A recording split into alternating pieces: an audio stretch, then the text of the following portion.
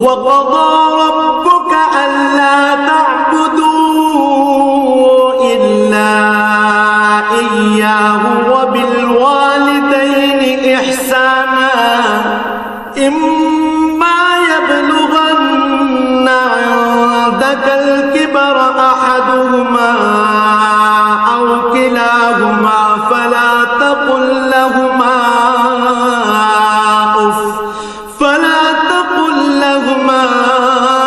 أف ولا تنهرهما وقل لهما قولا كريما। তোমার মালিক আদেশ করছেন, তোমরা তাকে বাদ দিয়ে অন্য কারো ইবাদত করো না এবং তোমরা তোমাদের পিতামাতার সাথে সৎ ব্যবহার করো।